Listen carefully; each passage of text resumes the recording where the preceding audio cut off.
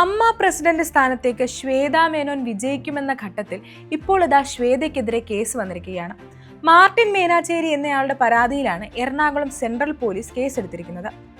അശ്ലീല ചിത്രങ്ങളിൽ അഭിനയിച്ച് പണം സമ്പാദിച്ചു എന്ന പരാതിയിൽ കൊച്ചി സെൻട്രൽ പോലീസിലാണ് നടിക്കെതിരെ കേസെടുത്തിരിക്കുന്നത്. മേനാച്ചേരിയുടെ പരാതിയിലാണ് കേസ്. IT നിയമത്തിലെ 67A വകുപ്പ് പ്രകാരവും അനാശാസ പ്രവർത്തന നിരോധന നിയമപ്രകാരവുമാണ് കേസ്.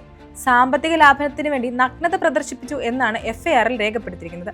പ്രതി സാമ്പത്തിക ലാഭത്തിന് വേണ്ടി ഗൂഢ ഉദ്ദേശത്തോടെ സിനിമയിലും പരസ്യങ്ങളിലും ഉൾപ്പെടെ നഗ്നത പ്രദർശിപ്പിച്ച് അഭിനയിച്ചു. സോഷ്യൽ മീഡിയയിലൂടെയും പോൺ സൈറ്റുകളിലൂടെയും ദൃശ്യങ്ങൾ പ്രചരിപ്പിച്ച് വരുമാനം നേടി തുടങ്ങിയ ആരോപണങ്ങളാണ് പോലീസ് FIRൽ രേഖപ്പെടുത്തിയിരിക്കുന്നത്. വർഷങ്ങൾക്ക് മുമ്പ് ശ്വേത അഭിനയിച്ച പരസ്യ ചിത്രങ്ങളിലെയും സിനിമകളിലെയും ഇന്റിമേറ്റ് രംഗങ്ങൾ സോഷ്യൽ മീഡിയയിലും അശ്ലീല വെബ്സൈറ്റുകളിലും ചിലർ പ്രചരിപ്പിക്കുന്നുണ്ടായിരുന്നു. ഇതിന്റെ പേരിലാണ് നടിക്കെതിരെ കേസെടുത്തിരിക്കുന്നത് എന്നതാണ് ശ്രദ്ധേയം. അഭിനേത്രി എന്ന നിലയിൽ ശ്വേതാ മേനോൻ സിനിമയിൽ തന്റെ ജോലി ചെയ്തത് ചിലർ ക്ലിപ്പുകളാക്കി പ്രചരിപ്പിക്കുകയാണ് ചെയ്തത്. ശ്വേതയുടേതു കൂടാതെ മറ്റ് നടിമാരുടെയും രംഗങ്ങൾ ഇത്തരത്തിൽ സൈബർ ഇടത്തിൽ പ്രചരിക്കുന്നുണ്ട്. ഇങ്ങനെ പ്രചരിക്കുന്നതിൽ നടിയെ കുറ്റപ്പെടുത്തിയതാണ് അവർക്കെതിരെ കേസെടുത്തിരിക്കുന്നത് എന്നതാണ് ഇതിൽ ശ്രദ്ധേയമായിട്ടുള്ള കാര്യം. എറണാകുളം സെൻട്രൽ പോലീസിനാണ് അന്വേഷണ ചുമതല. അശ്ലീല വേഷങ്ങൾ ഇനിയും ചെയ്യുമെന്ന് ശ്വേതാ മേനോൻ സ്വയം പ്രഖ്യാപിച്ചിട്ടുണ്ടെന്നും കാമസൂത്ര പരസ്യം കണ്ടത് കോടിയോളം ആളുകളാണെന്ന് നടി തന്നെ ഒരു അഭിമുഖത്തിൽ പറഞ്ഞിട്ടുണ്ടെന്നും പരാതിക്കാരൻ ആരോപിക്കുന്നു.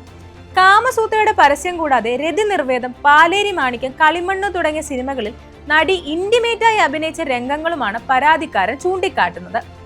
ഇപ്പോഴത്തെ പരാതിക്ക് പിന്നിൽ അമ്മ തിരഞ്ഞെടുപ്പുമായി ബന്ധപ്പെട്ട നീക്കങ്ങളാണ് എന്നാണ് കരുതപ്പെടുന്നത്.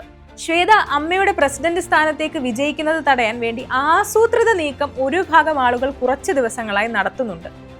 ഇതിനിടെയാണ് മാർട്ടിൻ എറണാകുളം CGM കോടതിയെ കേസെടുക്കണമെന്നാവശ്യപ്പെട്ട് ഹർജി സമർപ്പിക്കുന്നത്. ജൂലൈ 30-നാണ് കോടതിയിൽ പരാതി എത്തിയത്. കോടതിയുടെ നിർദ്ദേശത്തെ തുടർന്നാണ് പോലീസ് നടിക്കെതിരെ കേസ് രജിസ്റ്റർ ചെയ്തിരിക്കുന്നത്. അനാശാസ നിരോധന നിയമപ്രകാരവും IT ആക്ട് പ്രകാരവുമാണ് കേസെടുത്തിരിക്കുന്നത്.